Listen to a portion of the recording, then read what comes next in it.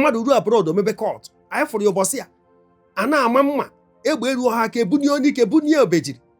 ị na-achụ nwanne gị ọ gịnị na-eme anyị ife a biko abịa na divorce kịta ụmụ nwaanyị Igbo ka buru ya n'isi na Amerịka ha ka buru ya n'isi na UK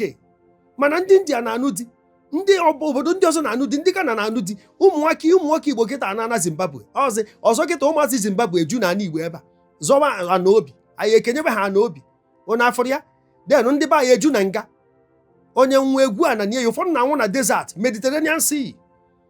ọ gịnị na-afịọ na efe a biko ka anyị wee nụ ya nwayọọ ka anyị wee nụ ya nwayọọ a na-akụ ajọ mkpụrụ ọ na-amị ọgba aghara hịara ndị iruo kesi onye ka anyị jee nụ na police station ọ na court dị n'obodo ndị ugwu ka ị marụ ndị ugwu one versus ndị ugwu one nwere kesi ka anyị jee nụ mana obodo ndị ugwu mana obodo ndị ofe mmanụ ọkwa ndị Igbo versus ndị Igbo ụmụnne m unu afụgo ụmụnne anyị ndị a na-agha ego na occasion amụrụ m ọ dị ka ọ na Anambra steeti ka e mere ife a enwe ife nsị ka nsi ebe a nyekwa ndị Igbo ndụmọdụ achọrọ m ka ige ntị n'ife a chọrọ ikwu ọ dị nkenke ma dị ire ọkwa ịfụrụ ka ife batara o ji bụrụ na asị ndị Igbo kwụrụ ọtọ ụfọdụ adọ n'ala asị ụfọdụ dọ n'ala ha kwụrụ ọtọ ị ma na God himself doesn't bless a law breaker. You can never be a good person ma ị na-break law. Ọsọkwa ya bụrụ na onye iro gị tiri iwu ahụ mana iwu ahụ bụ for the good of everybody. Ka anyị kwụsị na ịkpacha anya na-adị iwu. Afụrụ m diska ọ bụrụ sọ klọb a anyị afụgo m ọtụtụ ụmụazị na-agha ego efe a na-emislead so many children ekwuo na ya na society. Ụfọdụ ndị okenye ada agafu ego onye kpara ego akpa ada agafu ego ogo na ịkpara ego gị DSS ndị agha enyere aka erika ụzọ ihe esinyere mmadụ aka erika ife a na-eme affect our tribe n'obodo a anyị na-adịzi ka ọnụ akọrọ anyị ọ na-egosi stubbornness, arrogance, and the God of justice mma cannot even fight for us. Aka ịkpacha anya na-adị iwu omume anyị adị so disgusting. Even ji wee na-ekwu ya bụ afụkwara m issue of anakwa ana ọ dị ka afọrọ m ana nke nwanne anyị nwoke Obi Kuba na Millennium City na Asaba so many communities apụta na ọ na-afịọ amụrụ m ma ọ bụ eziokwu ma ọ bụ asị ịfụ na ha na-etreten na ndị goro ebe a na ha nwa anwa gori ya na emecha na ha ya agba ọsọ maka gọọmenti pụọ gọọmenti ya batakwa ịghọtago so mfụkwa nke ahụ ka ekwa nke nga ọkpala ka na-agakwa m na-agwa nwanne anyị nwoke brọda Ebuka Obi ka ọ nebakwa nke nga ọkpala anya maka gọvanọ Eze Amụrụ Joseph nwere ike ịbịa ụmụ Israel ataba ahụfụ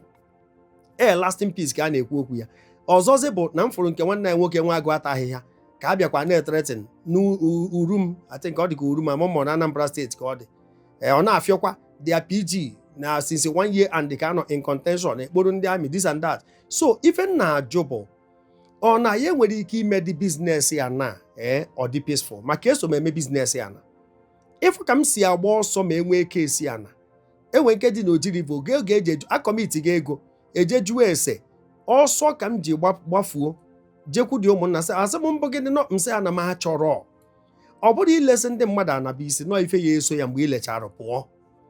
ife anyị achọrọ azọgide ana o ruo na ngwụcha ọ bụrụ otu a ka o kwesịrị ịdị ife ọ na nwere usoro ife abụrụ nke mmadụ abụrụ nke mmadụ den ọ bụrụ na community chọrọ ile ana anyị nwee connection to government let us carry the community along. I must tell you mana ife ọ na ndị Igbo eje na ya mkpọtụ ọgbaghara ya ndị ya ada m ekwu na isi of ana anọkwa n'aka ndị gosiri ana ka o si kama nọ ka e nwee amicable resolution ka emenya ya ka o nwee soft landing akpọsịa ndị a asịsị cherụ enwere onye kpatazuru unu enwere onye richara ego ụwa udo amaka ụmụnne m udo na-eweta ọganiru anyị adịka divided n'ala Igbo ka anyị were na ya nwayọ now iruo na Dubai omume ndị Igbo ka eji were mechie inye akwụkwọ na Dubai ka anyị na-agwa onwe anyị eziokwu abịara m ebe ka ọnụ efu iruo na Indian omume ndị Igbo ndị aka ha dị ọcha na-ata afụ few miscreants na akọs there iruo na Ghana iruo South Africa xenophobia kịta ha na-eme eziokwu na ndị South so ebu igwe ha so akụ mgbọ beta ọtụtụ ụmụnna anyị ebido n'ive nụ ntọ n'obodo oyibo egosina m n'ụzọ vidiyo na-abọkọ ịtọ mana Philippines ebe ndị Igbo na-abọ kpara nkata jee kidnap onye Igbo na mba maka onye ọ na-bụ onye iberibe jebaa flight ọkwa onye iberibe ka ọla ndị a na Heathrow Airport ọ ka bụ onye iberibe obodo oyibo ama eme ya ọ bụrụ born again overnight ife abụ lack of discipline. Mmadụ ruo abroad omebe court anyị fụrụ ya ụbọchị ya a na-ama mma egbe eruo ha aka ebunye onye ike bunye obejiri ị na-achụ nwanne gị ọ gịnị na-eme anyị ife a biko abịa na divorce kịta ụmụ nwaanyị Igbo ka buru ya n'isi na Amerịka, ha ka buru ya n'isi na UK, mana ndị India na-anụ di, ndị obodo ndị ọzọ na-anụ di, ndị Ghana na-anụ di. ụmụ nwoke Igbo kịta na Zimbabwe ọzọ kịta ụmụazị Zimbabwe eju na Igbo ebe a zọwa ana obi, anyị ekenyebe ha ana obi onye afọrọ ya den ndị be anyị eju na nga. Onye nwa egwu a na nye ya ụfọdụ na-anwụ na desert Mediterranean Sea. Ọ gịnị na-afịọ na-efe biko ka anyị wee nụ ya nwayọọ ka anyị wee nụ ya nwayọọ. A na-akụ ajọ mkpụrụ ọ na-amị ọgba aghara hịara ndị iruo kesi onye ka anyị jee nụ na police station ọ na court dị n'obodo ndị ugwu ka ị marụ ndị ugwu one versus ndị ugwu one nwere kesi. Ka anyị jee nụ mana obodo ndị ugwu mana obodo ndị ofe mmanụ ọkwa ndị Igbo versus ndị Igbo. I'm telling you, abịazie na be anyị ebe a ekete ekwupụ bọtọm ka na ife anyị akpa ife biko.